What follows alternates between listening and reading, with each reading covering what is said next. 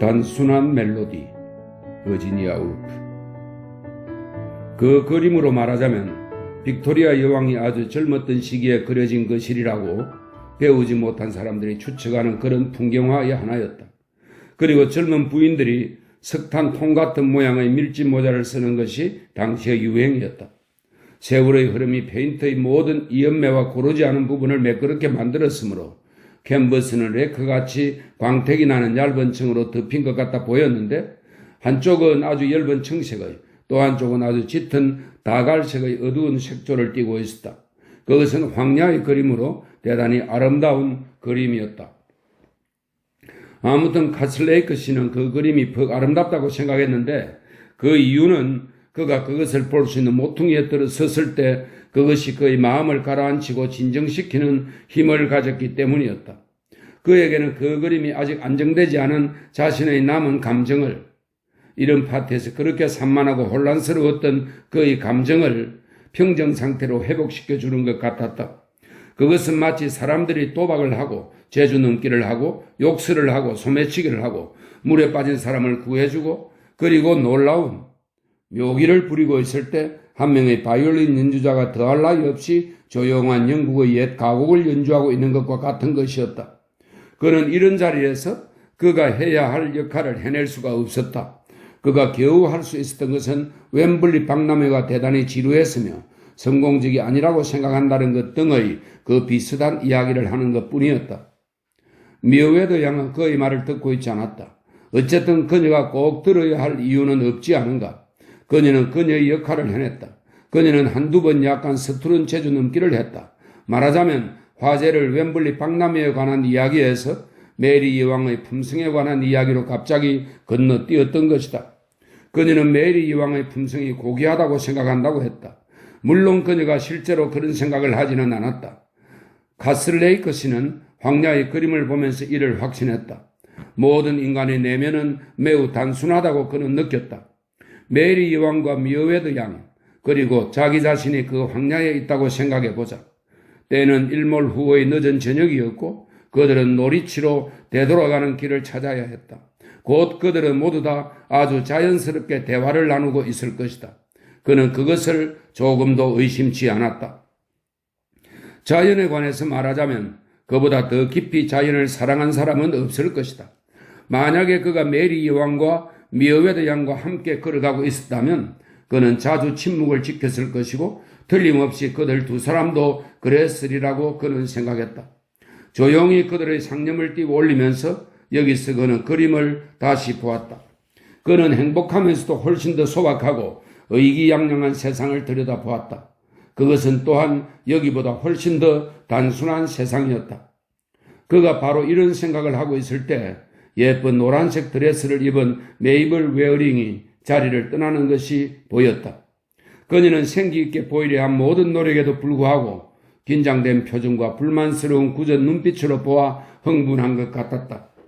그녀의 불만의 원인이 무엇이었을까? 그는 다시 그림을 보았다. 해는 이미 졌으나 모든 빛깔이 아직도 선명한 것으로 보아 해가 오래전에 진 것은 아니고 황야의 갈색 언덕 저편으로 이제 막 넘어간 것이었다. 광선은 정말 잘 어울렸다. 그는 메이블 웨어링도 그와 여왕과 미어웨더 양과 함께 놀이치로 되돌아가는 길을 걸어가고 있다고 상상해 보았다. 그들은 길에 관해 이야기하고 있을 것이다. 거리는 얼마나 되는지, 그리고 그곳이 그들을 좋아했던 그런 시골인지, 또 그들이 배가 고픈지, 그렇다면 저녁 식사로 무엇을 먹을 것인지, 그것은 자연스러운 화제였다. 카슬레이크 씨는 스튜어트 엘턴이 혼자 서서 종이칼을 손에 집어들고 매우 이상한 표정으로 그것을 들여다보고 있는 것을 보았다. 스튜어트가 만약에 그 황야에 서 있다면 그는 그 칼을 그냥 떨어뜨리거나 던져버릴 것이다. 왜냐하면 우연히 그를 만나본 사람들은 결코 믿지 않겠지만 스튜어트는 내면적으로는 매우 부드럽고 단순한 사람이며 자신과 같이 평범한 사람들과 하루 종일 그니라도 불만이 없는 사람이었기 때문이다. 그런데 그의 이 기이한 행동, 별갑으로 만든 종이칼을 손에 들고 응접실 한가운데에 서 있는 것은 과시하는 것처럼 보였으나 그것은 단지 그의 버릇이었을 뿐이다. 그들이 일단 황야로 나가서 놀이치를 향해 걷기 시작했을 때 그들이 한 말은 이런 것일 게다. 나는 고무 밑창이 확실히 낫다는 것을 알았어요. 그렇지만 그것은 발을 끌어당기게 하지 않아요? 그럴 때도 있고 그렇지 않을 때도 있지요. 이런 풀밭에선 고무 밑창이 안성맞춤이에요. 그러나 포장길에서는요. 그 다음에는 양말과 양말 데님에 관해, 남자의 복장과 여자의 복장에 관해 이야기할 것이다. 아니 10중 8구 틀림없이 그들 자신의 버릇에 관해 꼬박 1시간 내내 이야기할 것이다. 그리고 이런 모든 것들을 아주 자유롭고 편안한 마음으로 이야기할 것이다. 그래서 만약 그나 메이블 웨어링이나 스튜어트나 또는 여기에 아는 사람은 하나도 없어 보이며 칫솔 같은 콧수염에 화가 난 얼굴을 한 저 작자가 아인슈타인에 관한 설명을 하겠다거나 또는 매우 개인적인 어떤 문제에 대해 성명서를 발표하겠다고 해도 그는 과거에 그런 일이 있었다는 것을 알고 있었다. 그런 이야기는 아주 자연스럽게 흘러나왔을 것이다. 그것은 매우 아름다운 그림이었다. 모든 풍경화와 마찬가지로 이 그림은 보는 사람들을 슬프게 했는데 그 이유는 황야가 모든 인간보다 더 오래 남을 것이기 때문이었다. 그러나 이 고양된 슬픔은 이때 조지 카슬레이크는 미어웨드 양에게는 몸을 돌리면서 그 그림을 유심히 보았는데 황야는 평온했고 황야는 아름다웠으며 황야는 지속될 것이라는 생각에서 분명히 비롯된 것이었다. 그러나 나는 그것을 확실히 설명할 수가 없다. 그는 생각했다. 그는 교회를 전혀 좋아하지 않았다. 사실 만약 그가 황야는 남고 교회들은 다 사라질 것이라는 데 대한 그의 느낌과 그렇지만 그것은 옳은 일이며 슬퍼할 이유가 없다는 그의 생각을 말했다면 그는 웃어버리고 그 어리석고 감상적인 생각을 곧 떨쳐버릴 것이다. 왜냐하면 말로 표현하자면 그럴 테지만 생각으로는 그렇지 않을 것이라고 느꼈기 때문이다. 아니, 그는 저녁에 황야를 걷는 것이 아마도 시간을 보내는 최선의 방법이라는 그의 신념을 버리지 않을 것이다. 사람들은 뜨돌이나 이상한 사람들과 마주치기도 한다. 어떤 때는 사람이 살지 않은 작은 농장, 어떤 때는 손수레를 끄는 남자, 또 어떤 때는 이것은 아마 조금은 너무 로맨틱한지 모르나 말을 탄 남자와 마주치기도 한다. 양치기들도 틀림없이 있었을 것이고 풍차도 있었을 것이다.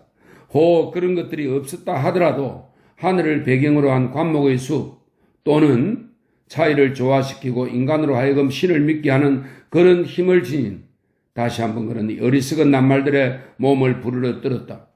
손수레 바퀴 자국이 있었을 것이다. 이 마지막 말은 거의 그를 찌르는 듯 했다. 정말이지 신의 존재를 믿는다니. 모든 이성의 힘으로 그런 비상식적이고 비겁하고 바보 같은 말에 항의를 하고 있을 때에 그에게는 마치 그가 말의 함정에 빠진 것만 같았다. 신의 존재를 믿다니.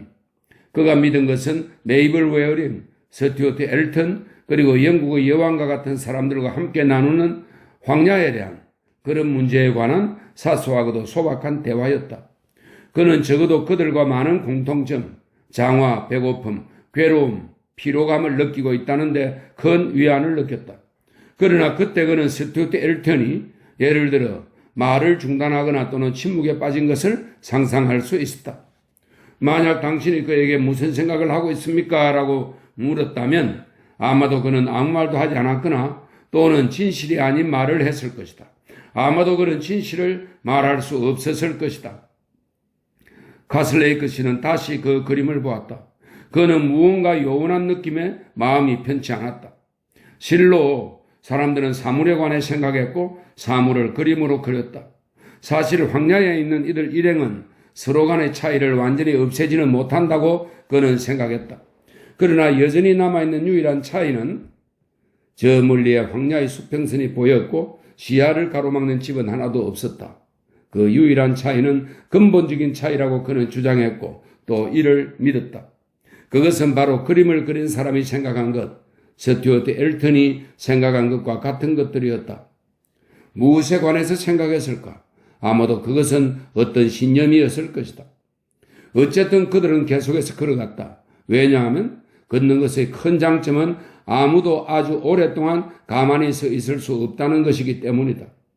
그들은 분발해서 계속 걸어야 한다.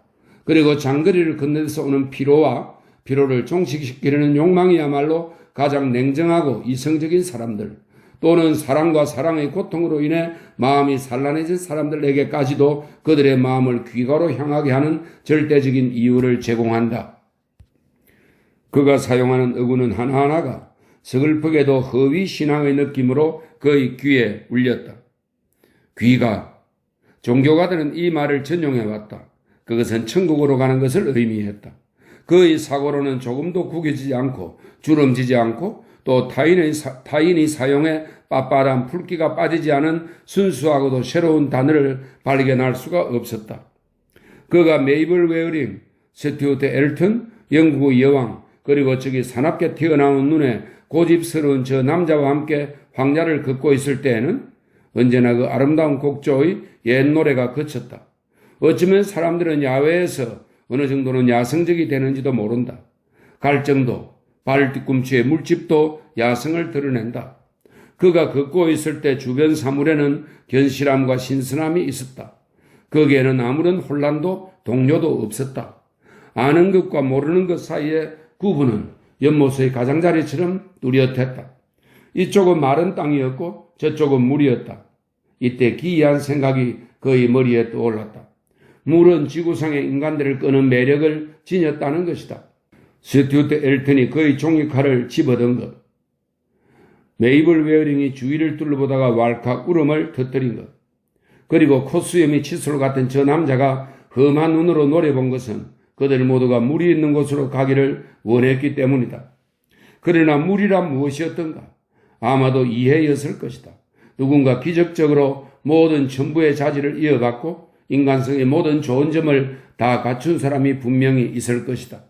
그래서 한 사람의 마음이 다른 사람의 마음에 적응치 못하는 결과로 초래된 침묵과 불행이 그 사람에 의해 모두 올바르게 이해될 수 있을 것이다. 스튜어트 엘튼이 물속에 뛰어들었다. 메이블도 물속에 뛰어들었다. 어떤 사람들은 물속으로 잠수하며 만족해했다. 다른 사람들은 헐떡거리며 수면으로 올라왔다. 그는 자신이 죽음을 연못에 뛰어드는 것으로 생각하고 있음을 알고 안도감을 느꼈다. 왜냐하면 그는 방심한 순간에 구름 속으로 뛰어올라 천국으로 가서 나부끼는 옛 의상과 온화한 눈매에 구름 같은 망토를 걸친 예스럽고 편안한 모습을 취하고자 하는 그의 마음속에 일어나는 본능에 놀라 불안감을 느꼈기 때문이다. 반면에 연못에는 도룡놈과 물고기와 진흙이 있었다. 연못에 관해서 중요한 점은 인간이 자기 힘으로 그것을 창조해야 했다는 것이다. 아주 새로운 것으로 사람들은 이제 더 이상 천국의 넋을 빼앗겨 그곳에서 노래하며 죽은 사람들을 만나보기를 원하지 않았다. 사람들은 이 세상과 현재에 속해 있는 것을 원했다. 이해는 인간의 정강을 의미했고 사람이 말할 수 없었던 것을 말할 수 있는 힘을 의미했으며 메이블 웨어링이 한 것과 같은 무모한 시도를 할 수 있는 힘을 의미했다. 그녀의 성격에 어울리지 않는 놀랍고도 당당한 그녀의 갑작스러운 행동 방식이 그녀를 실패나 궁지에 더 깊이 몰아넣는 대신 성공하리라는 것을 그는 알았다. 조지 카슬레이크가 그림에서 눈을 돌려 사람들을 보고 나서 다시 그림을 보았을 때 늙은 바이올리니스트가 그의 곡을 연주했다. 그의 둥근 얼굴과 약간 네모진 체격은 달관한 듯한 침착성을 나타냈고 이것이 그로 하여금 이 모든 사람들 가운데서도 조연하고 안정되고 평온한 모습의 인물로 보이게 하였는데 그것은 둔감해 보이지 않고 민감한 모습이었다. 그는 자리에 앉았다. 그러자 쉽게 자리를 옮겨 다닐 것으로 보였던 미어웨더 양이 그의 옆에 앉았다. 사람들은 그가 한 식후 연설이 매우 훌륭했다고 말했다. 그가 결코 결혼을 하지 않는 이유는 그의 어머니가 그를 필요로 했기 때문이라고 그들은 말했다. 그러나 아무도 그를 영웅적인 인물로 생각하지는 않았다. 그에게는 비극적 면이 없었다. 그는 변호사였다. 그는 그의 뛰어난 지적 능력 이상의 어떤 취미나 기호나 선천적 재능을 특별히 갖고 있지는 않았다. 사람들은 그를 너그럽게 받아들이기도 했고 그를 좋아하기도 했고 약간은 비웃기도 했는데 그 이유는 그가 특별히 지적받을 만한 일은 조금도 하지 않았기 때문이었다. 또한 그에게는 그가 형님처럼 여기는 집사가 있었다. 그러나 카슬레이크 씨는 신경 쓰지 않았다. 사람들은 남자나 여자나 똑같이 단순했다. 그 누구와도 말다툼을 한다는 것은 매우 유감스러운 일인데 사실 그는 한 번도 그런 적이 없었다. 그렇다고 해서 그의 감정이 가끔 뜻밖의 상처를 받지 않았다는 것은 아니다.